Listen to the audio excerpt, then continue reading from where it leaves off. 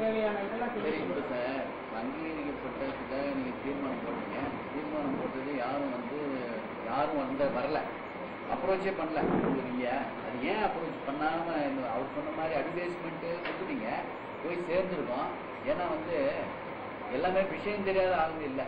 Layout போட்டவங்க அது போட்டவங்க எல்லாம் விஷயம் தெரியாத ஆளுங்க. எல்லாருமே விட்டுட்டு ஒரு ஸ்டேஜில் ஒரு மனையை போட்டுட்டு அவங்கவுங்க விட்டுட்டு போயிட்டவங்க. நீங்க கூட்டமைப்புன்னு வச்சு அப்ப வந்தவங்க வேற. இவங்க பணம் கட்ட வேண்டியவங்க, லேஅவுட் போட்டவங்க பணம் கட்டிருக்கணும். 2005 வரைக்குமே எதுவுமே செய்யல முனிசிபாலிட்டி நோக்கமே. ஏன்னா லேஅவுட் போட்டவங்க எல்லாம் விட்டுட்டு எங்கேயோ போயிருப்பாங்க. அவங்க போய் குடிச்சு பணம் கட்ட முடியாது. பணம் கட்ட முடியல. எந்த பேசிக் நீங்க ஒரு 5-6 வருஷமா இருக்கீங்கன்னு வச்சுங்க, அதை எப்படி கலெக்ட் பண்ணி யார் கொண்டாந்து கட்டுறதுன்ற பிரச்சனை இல்லாத கட்டாம விட்டுட்டாங்களா? இல்ல அவங்களுக்கு அதுல ஒண்ணும் குறைச்சல் இல்லை சார். இப்ப பெரியார் நகரை பொறுத்த வரைக்கும் பணம் வசூல் பண்றதை பற்றி ஒன்னும் குறைச்சலே இல்லை.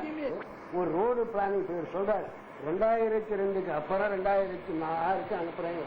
இந்த 4 வருஷம் முனிசிபாலிட்டி ஒன்னும் ஒர்க் பண்ணாத இருந்தா நாம எப்படி சார் வாழ முடியும்? நம்முடைய பணங்களை வசூல் பண்ணாத இருந்தாங்கன்னா நியாயம்.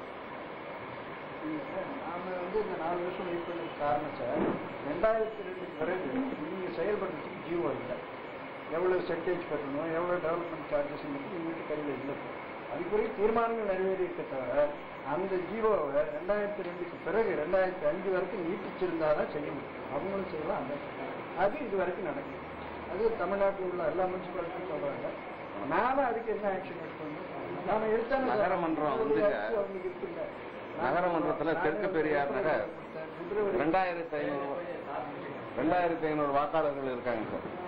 500 வீடுகளுக்கு குறையாமல் இருக்கிறது.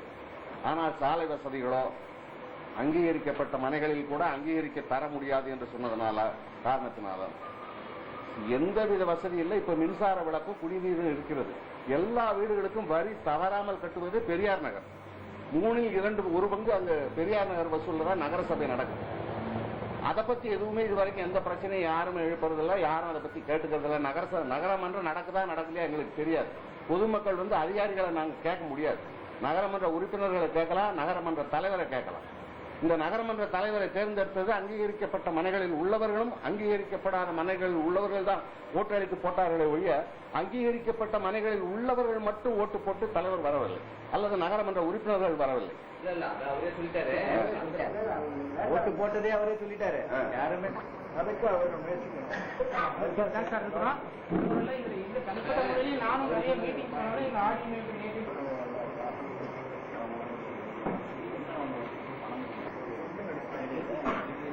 வீட்டு வரி கட்டுறதுக்கு கொடுத்துருக்காங்க சார். எனக்கு ஒரே ஒரு சந்தேகம். என்ன சந்தேகம்? அவர் சொன்னாரு நாங்க நிறைய பணம் கட்டுறோம் நகராட்சின்னு சொல்றீங்களா? என்ன பணம் கட்டுறீங்க? சாலை வசதிகள் முதல்ல அப்ரூவல் சொத்து வரி, வீட்டு வரி, தண்ணீர் வரி, மின்சார வரி. தண்ணீர் உங்களுக்கு வந்துருக்கும்ல? 22 ரூபாய் கட்டுறோம். இல்ல தண்ணீர் வராமலே தண்ணி வரல சார். தண்ணி வராத வீட்டு வரி கட்டுறீங்க.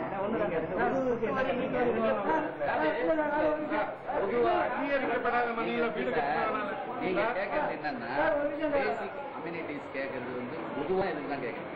ரோடு போடுங்க, சாக்கடை செய்யுங்க, தெருவுல குழா வைங்க. அந்த இதுக்கு நீங்க ஏதாவது தயாரா இருக்கீங்க? நகராட்சியில இருந்து 4500 ரூபாய் 5000 ரூபாய் ஒரு வீட்டுக்கு வாங்குறோம். வீட்டுக்கு இல்ல, சாலை வசதிகள்.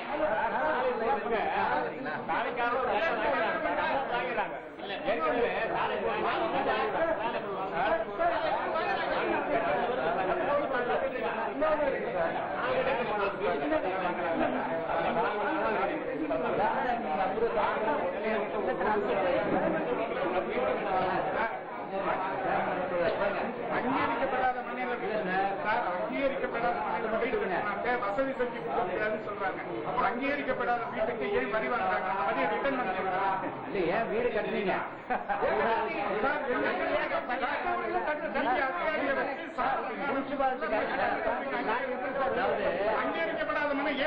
அங்கீகரிக்கப்பட்டது. நீங்க ஏன் சார் நான் எப்படி சார் அங்கீகரிக்கப்படாத மனை ஏன் பதிவு செய்யப்பட்டது? ஒரு பாயிண்ட் சார், அதாவது சில வீடுகளுக்கு அதை கண்டுபிடிக்க முதல்ல, அப்புறம் பேசலாம்.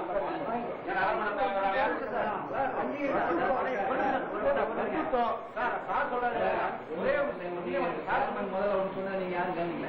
ஒன்று சொன்னார் அவரு, யாரால வந்து இந்த அங்கீகரிக்கப்படாத மனைப்பிரிவு ஏன் வருதுன்னு கேட்டாரு. சொன்னார்ல, என்ன வாங்குறவங்க இல்ல சார், வாங்குறவங்க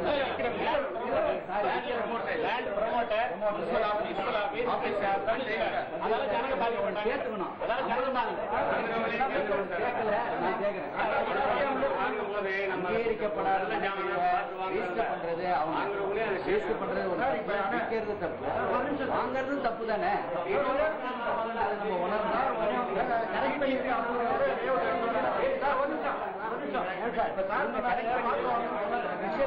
தப்பு வராது.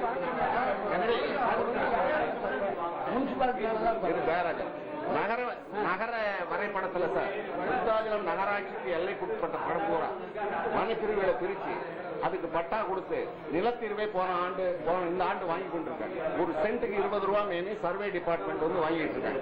நிலத்தீர்வைன்னு வாங்குறாங்க.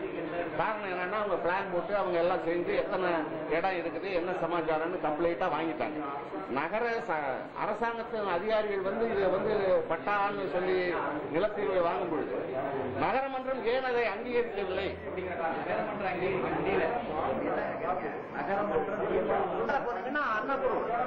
அதுக்கு முன்னால ரோஜா பூ கொடுக்கணும்னா இது இஸ் அன்அப்ரூவ்டு இருக்கு. பட் ஆல்ரெடி கன்ஸ்ட்ரக்டட் அப்ரூவல் ஆயிருக்கு. நடுவில் இருக்கிறவங்க அப்ரூவல் ஆகும். போற வழியா அன்அப்ரூவ்டு வழியா தான் போறோம். இது யார் செய்ய வேண்டியது? நாங்க நகரமன்ற உறுப்பினர்கிட்ட சட்டை போடுறோம். அவ்வளவுதான் செய்யறோம். போடும்போது எப்படி வரீங்கன்னு கேட்டுருவோம். கேட்காம அவங்க போட்டது. அடுத்தது ஒண்ணு சார், பெரியார் தெற்கு பெரியார் நகர்ல தனிப்பட்டவருக்கு சலுகை கொடுத்து அப்ரூவல் கொடுக்கும் பொழுது இதை பார்க்காம அவருக்கு டெவலப்மெண்ட் சார்ஜஸ் வாங்கி கொடுத்துருக்காங்க. அந்தந்த தெற்கு பெரியார் நகர்ல 9 இடம் இருக்கு, பொது இடம். நகரமன்றத்தினால் அங்கீகரிக்கப்பட்ட மனைகள் பிரிவு உள்ளது. பொது இடமாக நூலகம், பள்ளிக்கூடம், பூங்கா. இந்த பூங்கா 9 இடத்தையும் தெற்கு பெரியார் நகர் குடியிருப்போர் நல சங்கம் பாதுகாத்து வருது. அதுல உள்ள 50 சென்ட்டை தான் வந்து தனிப்பட்டவர் விட்டுக்காரன்னு சொல்லி கேஸுக்கு போய் 40,000 ரூபாய் இது வரைக்கும் நம்ம வந்து தெற்கு பெரியார் நகர் குடியிருப்போர் நல சங்கம் செய்திருக்கு. அதே நேரத்தில் நகரமன்றத்திலும் அவங்க நடவடிக்கை எடுத்திருக்காங்க. அவங்களும் வக்கீல் வச்சிருக்காங்க, சங்கத்தின் மூலியமா வக்கீல் வச்சிருக்காங்க. கீழ்கோர்ட்ல அவருக்கு தீர்ப்பானதுனால நாங்க மேல அப்பீல் பண்ணிருக்கோம். அதை நகரமன்றமும் செஞ்சிருக்கு, நாங்களும் செஞ்சிருக்கோம். இது பொதுமக்கள் வசதிக்காக செஞ்சது.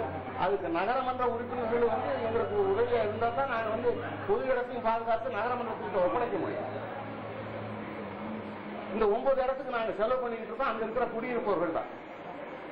இந்த 9 இடமும் நீங்க என்ன 2002 முன்னாடி ஏன் பணம் கட்டல? நீங்க கேட்டு வாங்கலீங்க. இது already approved sir. Chengalpattu district approval வாங்கின இடத்துல நாங்க இருக்கோம்.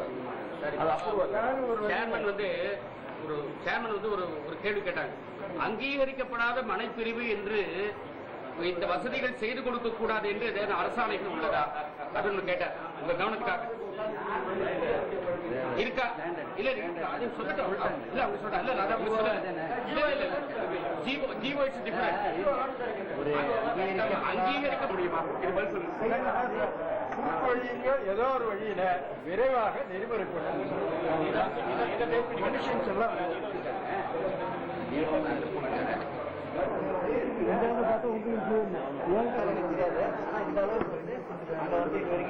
தீர்மானம் பண்றாங்க. இது போய் வந்து செய்யல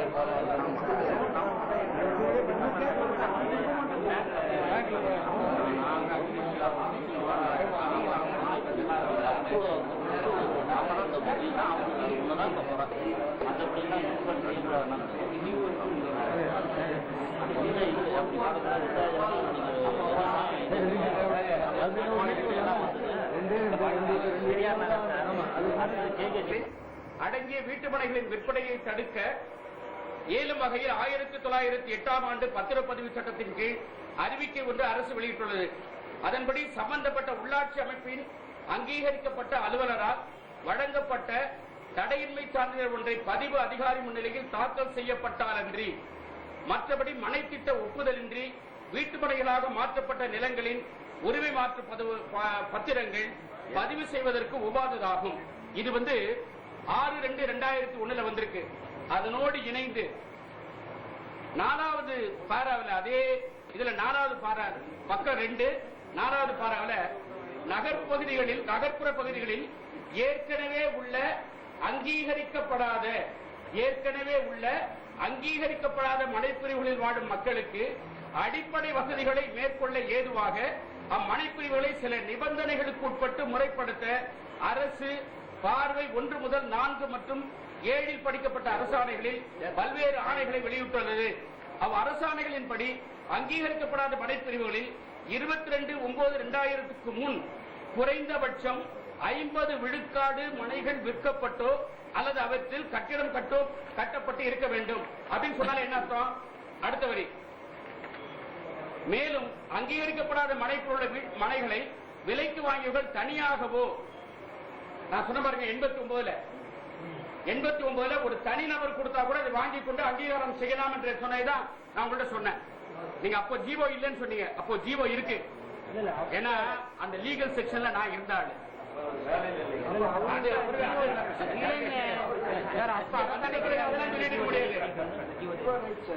இல்ல மனைப்பில் உள்ள மனைகளை விலைக்கு வாங்கியவர்கள் தனியாகவோ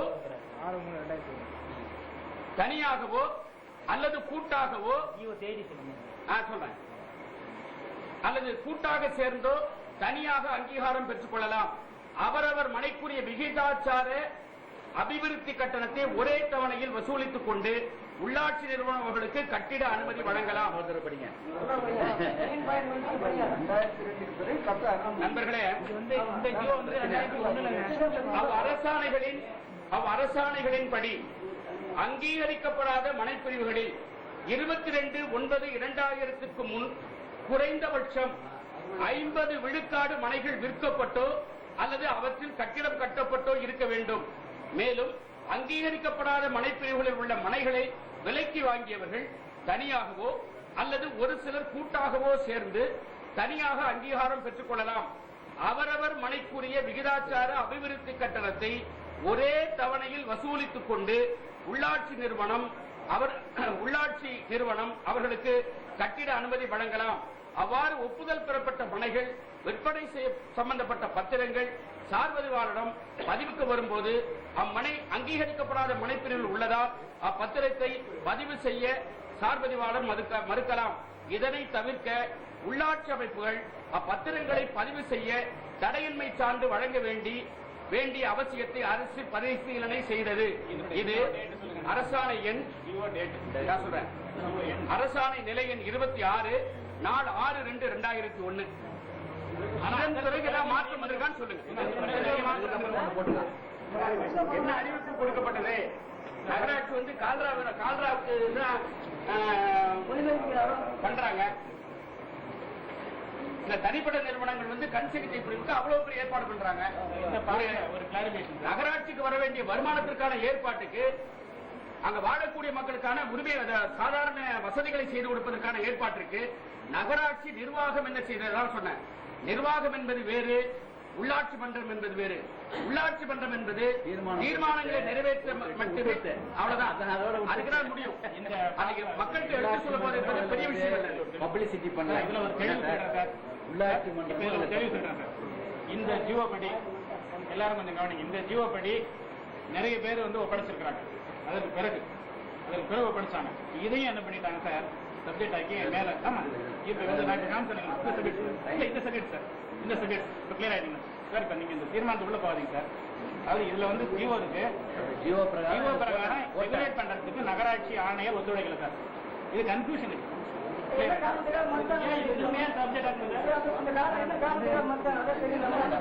குழப்பறாங்க. குழப்பம் இது குழப்பம் சார்.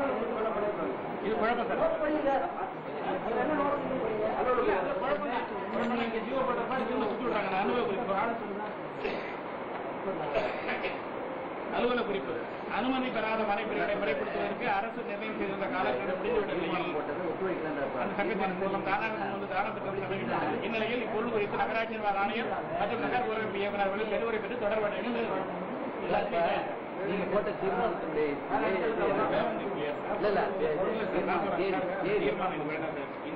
தீர்மானம் தேதி நீங்க போட்டீங்க இந்த டாபிக் அடிப்படையில இவங்க ஒப்படைக்கிறாங்க சார். அதான் எப்போ இந்த தீர்மானம் தகவல் கொடுக்குறோம் குடியரசுக்காரங்க ஒப்படைக்கிறாங்க. இல்ல சார் தேதி தான் ஜனவரிக்கு தானே இல்ல சார், ஜனவரிக்கு முன்னாடி இல்ல சார் 2002 ஒப்படைக்கிட்டான். 2002 முடிஞ்சு போகுது இல்ல, அதனுடைய இது காலக்கெடு முடிஞ்சு போகுது இல்ல. நீங்க தீர்மானம் போட்டீங்க சார், தீர்மானம் கரெக்டா போட்டீங்க, பிரச்சனை கிடையாது. தீர்மானம் இல்ல சார், இந்த தீர்மான டாபிக் இல்ல சார், அந்த தீர்மானம் அந்த ஜீவோ படி சார். இல்ல அதான் அந்த 2001 அது 2002 கொடுத்துருக்காங்க. இங்க பேக் பேரே கிடையாது சார். கிருஷ்ணநகர்காரங்க 2002 ஒரு கொடுத்துருக்கலாம் சார். 30/6/2002 2 வரைக்கும் நீங்க போட்டுருந்தீங்களா? 2002க்கு முன்னாடி தீர்மானம் போட்டு அது நடைமுறைப்படுத்துறதுக்கு ஏதாவது இருக்கா? அதுக்கு ஏதாவது இருக்கா? 30/6/2002க்கு முன்னாடி யாராவது தீர்மானம் போட்டுருக்காங்களா? நிறைய பேர் ரெஜிஸ்டர்ட் தபால் அனுப்பியிருக்காங்க. 2002க்கு முன்னாடி முதல்ல சொல்லிட்டேன் சார். 2 பாயிண்ட் சார் இல்லை, ஒன்று எல்லாம் கிளியர் ஆயிடுச்சு எல்லாமே. ஒன்று நகரமன்றமோ யாரோ நகரமன்ற உறுப்பினர்கள் நகரமன்றத்துக்கு தீர்மான வடிவில் இதை கொடுத்தாங்க. இந்த மாதிரி ஒரு ஜீவோ இருக்கு, நீங்க கொடுத்துருங்கன்னு சொல்லியிருப்பாங்க, சேர்மன் சொல்லியிருப்பாங்க. தீர்மான வடிவில் அது வந்தது சார். தீர்மான வடிவில் வந்த உடனே அவங்க சைலண்டா அதோட தீர்மானம் முடிஞ்ச உடனே அவங்களும் விட்டாங்க. நிர்வாகத்தில் இந்த தீர்மானம் 30/6/2002 இது முடிகிற கட்டத்தில் இருக்கு. இது முடியுதுன்னா இதுக்கு முன்னாடி யார் யார் லிஸ்ட் எடுத்து இதை நீங்க கம்யூனிகேஷன் பண்ணி அவங்க இதை வாங்க கட்டுங்கன்னு சொல்லியிருக்காங்க. அதை இவங்க ஃபாலோ பண்ணி ஆக்ஷன் எடுக்கிறதுனா அது வேற, அது அவங்களுடைய நிர்வாக தப்பா இருக்கும்.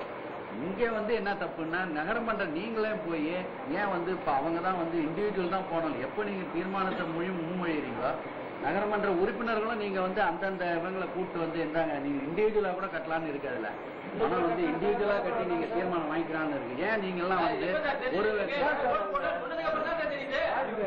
தீர்மானமே போட்டீங்க 2004 தான் இப்ப சாப்பிட்டாரு. அது இல்ல 2002க்கு முன்னாடி இருக்கிறது தான். 2002 தான் நம்ம அதுக்கப்புறம் போட்ட தீர்மானம் இன்வாலிட் பண்ணாங்க.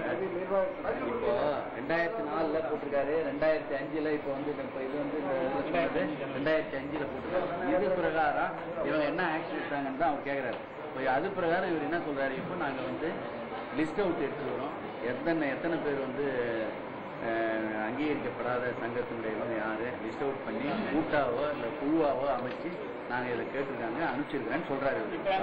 கிளாரிஃபை பண்ணுங்க சார். இந்த ஜியோ படி நீங்க கிளாரிஃபை பண்ணுங்க. இதை படிச்சு பார்த்துட்டு இந்த தகவலோடு படிச்சு இந்த சம்பந்தப்பட்ட ஃபைல் டீடைல் சார் 98 நீங்க சொல்ற எல்லாத்துக்கும் அதுல தீர்வு வந்துடும் சார். இப்ப நம்ம 2ஆ பிரிச்சுக்கோம் சார். மனை பிரிவுகள், வீடுகள் தனி, தெருக்கள் தனி.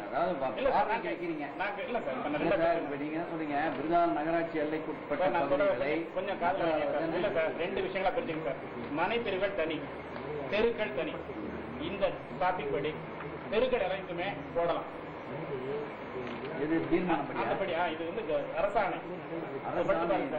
விருதாளம் நகராட்சிக்கு எல்லைக்குட்பட்ட பகுதிகளை நகர அளவு செய்யப்பட்டு அதற்கான ஆவணங்கள் மற்றும் வரைபடங்கள் உதவி இயக்குனர் நில அளவை பதிவேடுகள் துறை 7/10/3 நாக்காயன் 2004 கடிதம் மூலம் பெறப்பட்டது. மேற்படி ஆவணங்கள் மற்றும் வரைபடங்கள் மன்றத்தின் பார்வைக்கு வைக்கப்படுகிறது. அனுமதிக்கப்பட்டது சார். அது இப்ப 2ஆ தெளிவா இல்ல இல்ல அது அனுமதிக்கப்பட்டது. Council அனுமதிச்சாச்சு sir.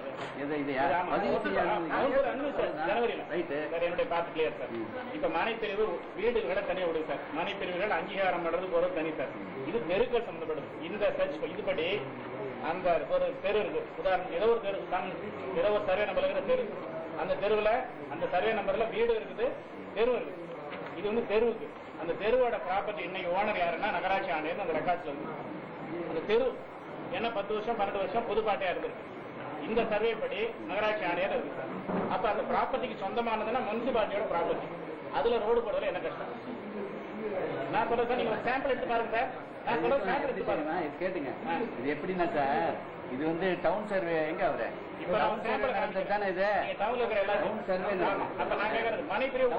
நடந்தும் போது நகராட்சிக்கு நான் சொல்லிடுறேன்.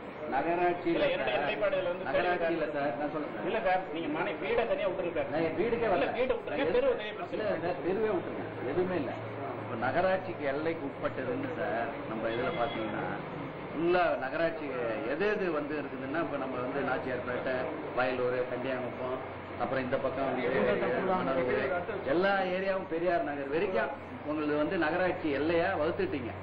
அந்த எல்லையா வகுத்ததை இவங்க என்ன பண்றாங்க, டவுன் சர்வேன்னு ஒன்று பண்ணாங்க. டவுன் சர்வே பண்ணும்போது இந்த எல்லை என்ன, நான் இப்போ சொன்ன மாதிரி நல்லா ஞாபகம் வச்சுக்கேன். இந்தாண்ட வந்து அந்த இது இருக்குல்ல பெண்ணாட ரோடு, அங்கே என்ன எல்லையோ உங்க நகராட்சி எல்லைன்னு நிர்ணயம் பண்ணது வந்து கவர்மெண்ட் கிடையாது.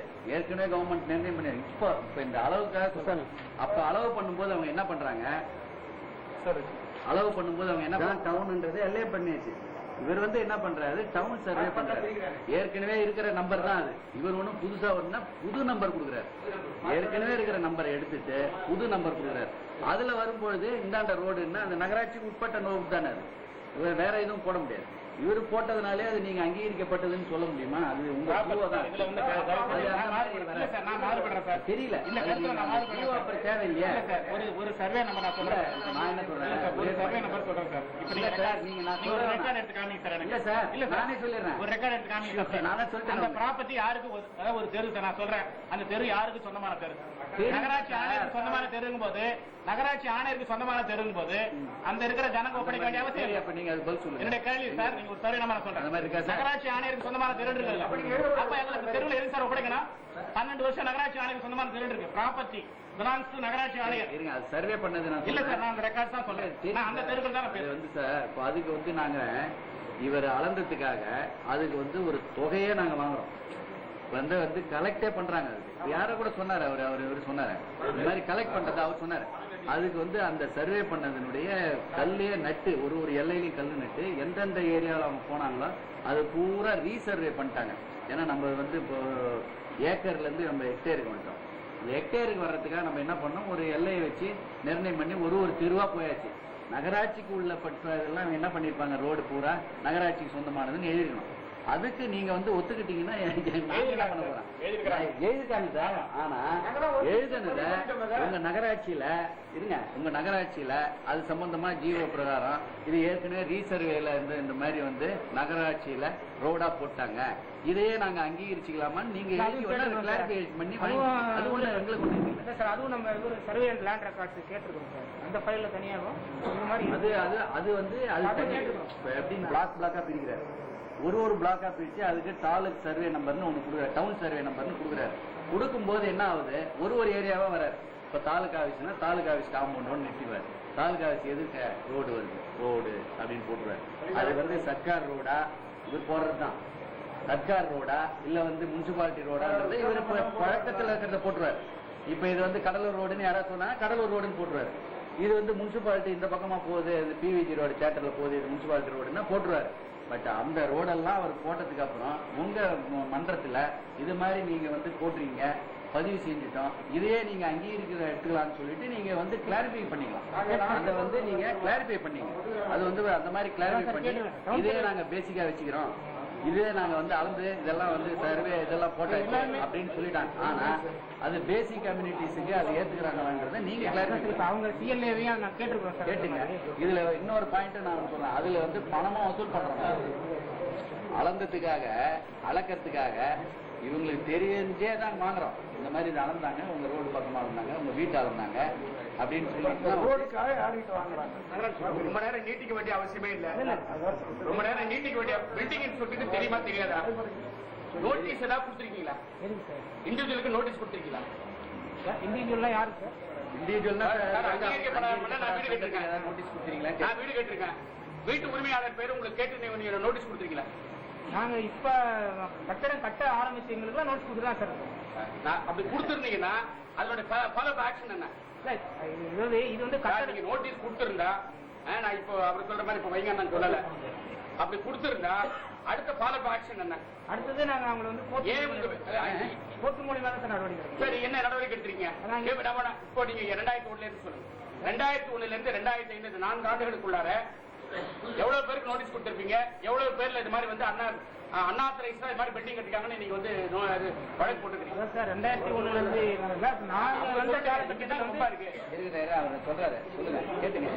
2001 இருந்து சார் நான் வந்த காலகட்டத்தில் இருந்து ஒரு இயர்லி 60 பேர் 40 பேர் இந்த மாதிரி குறையாத எல்லாருக்கும் அனுமதி இல்லாத கட்டடம் கட்டுறவங்களுக்கு தான் நோட்டீஸ் கொடுத்து நடவடிக்கை தான் சார். நான் கேட்கறதுன்னா அப்போ நீங்க வந்து 2001 நீங்க அப்படி கொடுத்திருந்தா அந்த மாதிரி கொடுத்திருந்தா போடுறவங்களுக்கு நோட்டீஸ் கொடுக்கலாம்.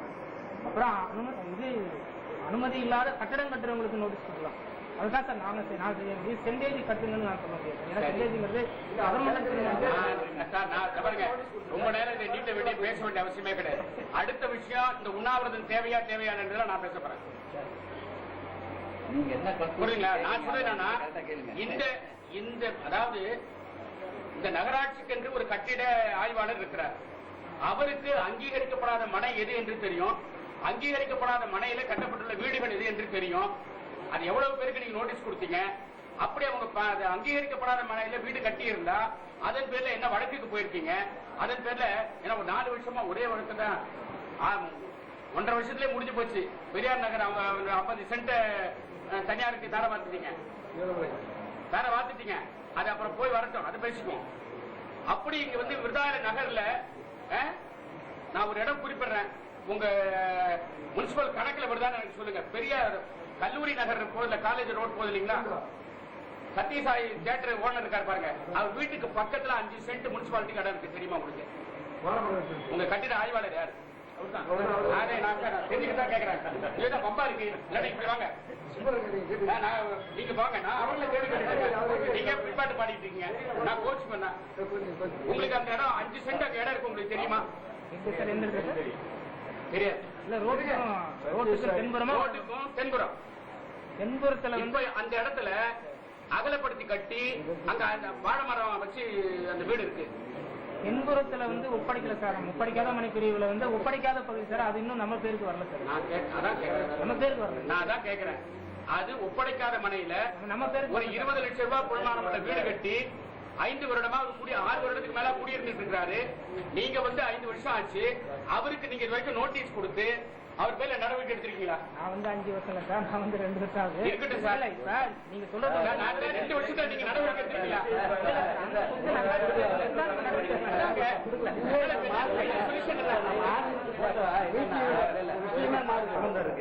இது வரைக்கும் யார் வாழாம வாக்கு போடாம இருக்கிறாங்க. ஆனா இப்ப தேவையில்லாம இண்டிவிஜுவலா பேசிட்டு இருக்க வேண்டியது இல்ல.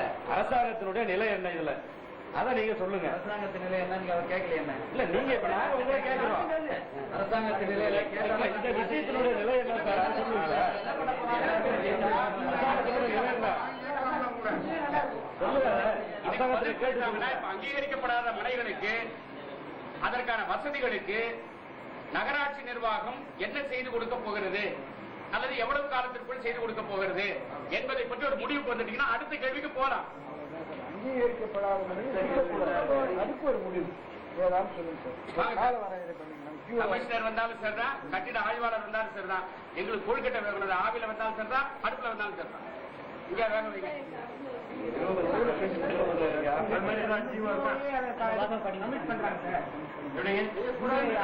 செய்யக்கூடாதுன்னு ஏதாவது ஜீவா இருக்குங்களா?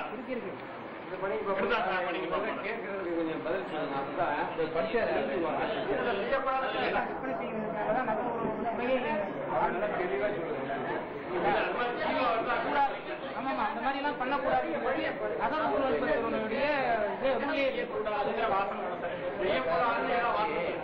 அதாவது மனைப்பிரிவு பேரூராட்சி, நகராட்சி மற்றும் மாநகராட்சியும் அங்கீகரிக்கப்படாத மனைப்பிரிவுகளை முறைப்படுத்துவது குறித்து ஆணை வெளியிடப்படுகிறது போட்டு 3/6/2009 இதை பாருங்க.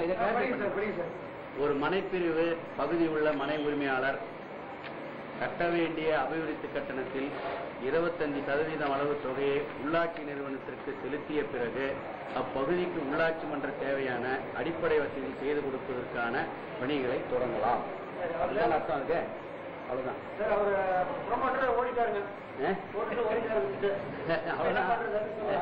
கட்டணம்ன்றதுதான் அரசாங்கம் சார், அரசாங்கத்தினுடைய ரூல்